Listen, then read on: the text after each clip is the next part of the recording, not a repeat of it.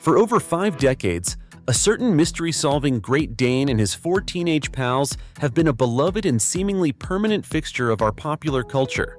When the very first episode of Scooby-Doo, Where Are You? Aired on the morning of September 13, 1969, it was far more than just another cartoon designed to entertain kids on a Saturday morning.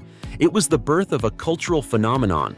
While that original iconic series only ran for a couple of seasons on CBS, the franchise itself has been a constant, comforting presence on our screens in some form or another ever since. It was built on a simple but brilliant foundation, one that taught us a valuable lesson. The real monsters we should fear are just greedy, desperate people wearing masks. From the timeless slapstick chase scenes set to groovy bubblegum pop tracks to the iconic unmaskings and the now famous line, "I would have gotten away with it too if it weren't for you meddling kids." Scooby-Doo taught us about the power of friendship, the nature of courage, and of course, the seemingly bottomless appetite of a teenage boy and his dog. It's a deceptively simple formula that generations of fans have grown to adore, but in recent years, it feels like the enduring legacy of Mystery Incorporated is in serious, undeniable trouble. The brand has been diluted, its core message lost. From critically panned reboots that seemed embarrassed by their own source material, to baffling cinematic disasters that missed the point entirely, the franchise seems to be struggling to find its footing in the modern media landscape. The magic feels like it's gone. So, what on earth went wrong? How did a cherished, universally loved classic that has delighted audiences for more than half a century suddenly and so spectacularly lose its way? This is the downfall of Scooby-Doo. To truly understand the depths of the franchise's current struggles, we first have to look back at the incredible heights from which it fell. The original series was an absolute masterclass in keeping things simple and effective. You had 4 instantly recognizable archetypes: Fred, the ascot-wearing take-charge leader; Daphne, the danger-prone damsel in distress; Velma, the brilliant bookish brains of the operation; and Shaggy, the perpetually frightened slacker, along with their equally cowardly and always hungry talking dog. This combination was lightning in a bottle. For decades, this formula was meticulously repeated and tweaked, sometimes with, let's say, questionable additions like the infamous Scrappy-Doo, but the fundamental core of what made it all work was always present. Then, in the late 1990s, as a wave of nostalgia was beginning to crest, Warner Brothers Animation did something truly brilliant. They greenlit a series of direct-to-video animated movies that took the gang in a new, darker, and more mature direction, starting with the legendary Scooby-Doo on Zombie Island in 1998. This film fundamentally changed the game for one very simple, very powerful reason. This time, the monsters were real. The film, with its moody, atmospheric Louisiana setting and genuinely frightening ghouls, was a massive success, praised by fans and critics alike for its mature tone, sophisticated storytelling, and incredible animation. It was immediately followed by other fan favorites like The Witch's Ghost, which continued to treat its audience with respect by mixing genuine supernatural scares with that classic Scooby humor, and even introduced the world to the iconic eco-goth rock band, the Hex Girls. This incredible hot streak continued right into the early 2000s. The live-action movies, released in 2002 and 2004, may have received mixed reviews from critics at the time, but they've since been rightfully re-evaluated as beloved cult classics. A huge part of that is thanks to a perfectly cast group of actors, especially Matthew Lillard's transcendent, absolutely spot-on portrayal of Shaggy, a performance so definitive he would go on to voice the character in the animated projects for years. These films made a ton of money at the box office and proved that the gang could thrive outside of the world of animation.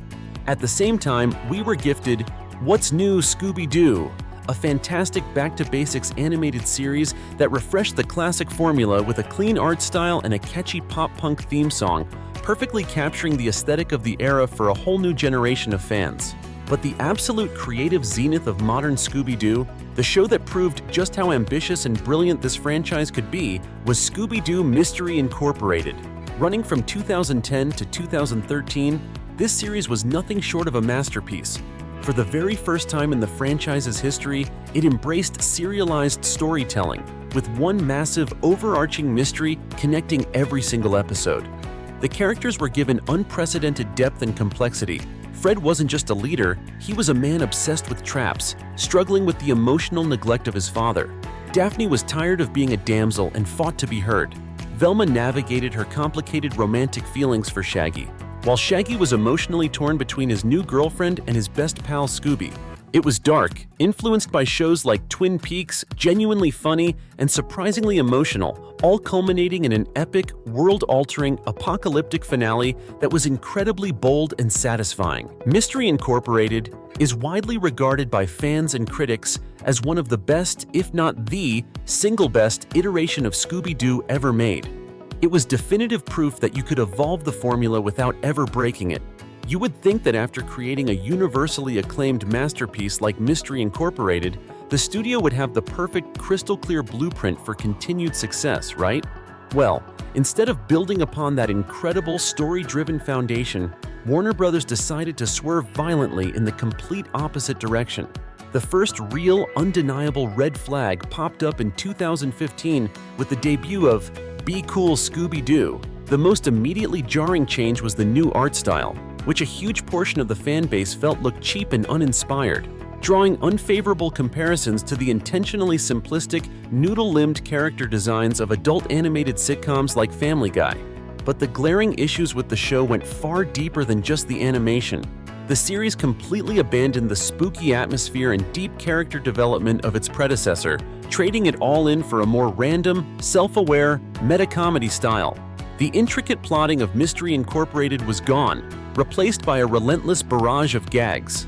Daphne, for instance, in a bizarre running joke that frustrated many viewers, would adopt a new, out-of-the-blue personality trait in every single episode, from being a master puppeteer to suddenly communicating only as a mime. The whole vibe felt less like a Scooby-Doo mystery and more like a desperate attempt to copy the chaotic, non-sequitur energy of other popular cartoons of the time.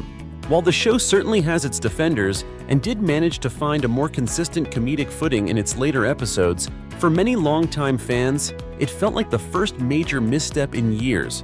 It was a clear, undeniable downgrade from the ambitious storytelling that came before it, and a worrying sign that the studio was losing touch with what people actually loved about the franchise. If Be Cool Scooby-Doo was a concerning misstep, the projects that followed were a complete and utter nosedive. The franchise's decline rapidly accelerated with two major, high-profile releases that seemed to completely misunderstand the fundamental appeal of Mystery Inc. First up was the 2020 animated theatrical film, Scoob. On paper, this project looked like a surefire winner, a big-budget, beautifully animated return to the big screen. The core problem was that instead of trying to be a great Scooby-Doo movie, it was transparently built to serve as a launchpad for a new Hanna-Barbera cinematic universe. The gang's close-knit, van-driving, mystery-solving dynamic, the very heart of the franchise, was unceremoniously pushed to the side to make room for other Hanna-Barbera characters like Blue Falcon, Dino Mutt, and a scenery-chewing Dick Dastardly. In a truly baffling decision, Fred, Velma, and Daphne were sidelined and separated from Shaggy and Scooby for huge chunks of the film, and the plot devolved from a spooky, personal mystery into a generic, world-ending superhero movie.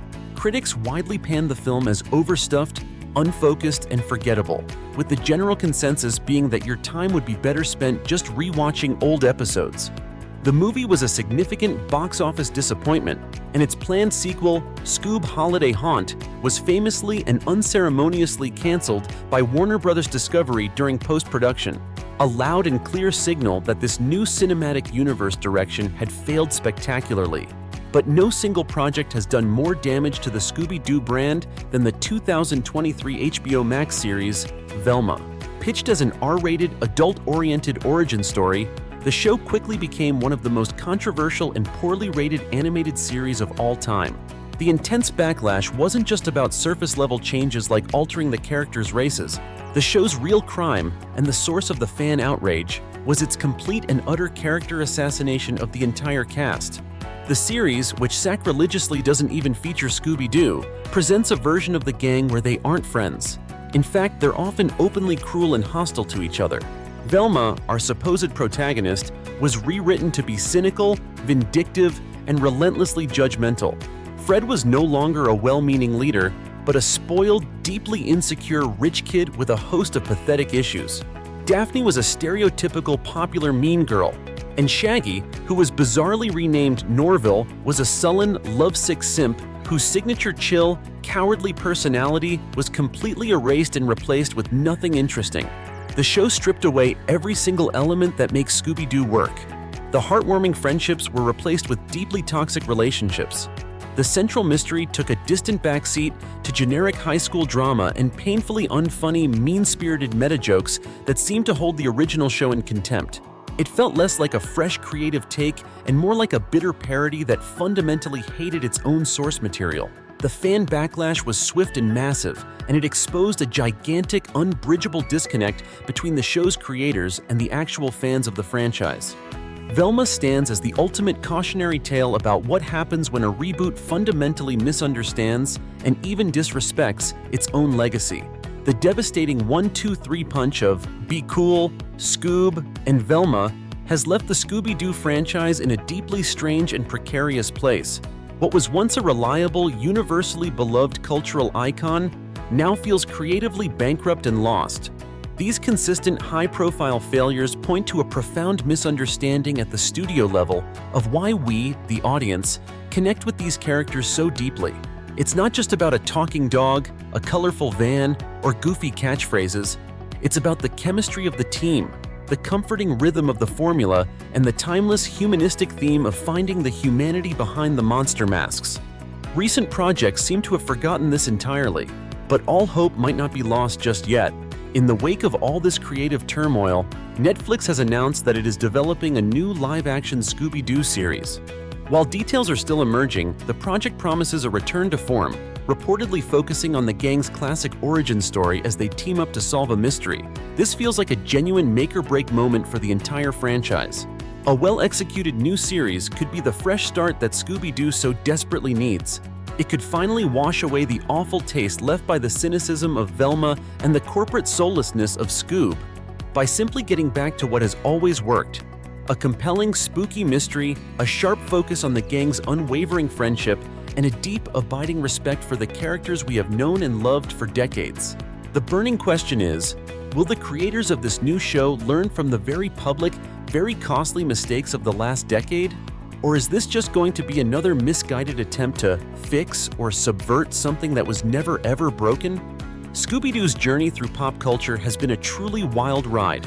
From a simple, charming Saturday morning cartoon, to a serialized epic mystery, and now to a struggling, confused IP. If anything, its recent painful downfall serves as a powerful lesson for all of Hollywood.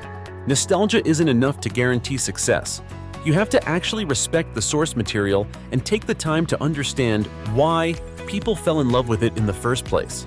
The enduring magic of Scooby-Doo was never about launching a cinematic universe or tearing down its iconic characters with cynical, edgy jokes. It was always about four friends and their dog, jumping in a brightly colored van and proving that together they could solve any mystery and face down any monster, especially the human ones hiding in plain sight. What do you think is the key to making a good Scooby-Doo adaptation in this day and age? And which series or movie stands as your all-time favorite version of the gang? Let me know your thoughts in the comments below.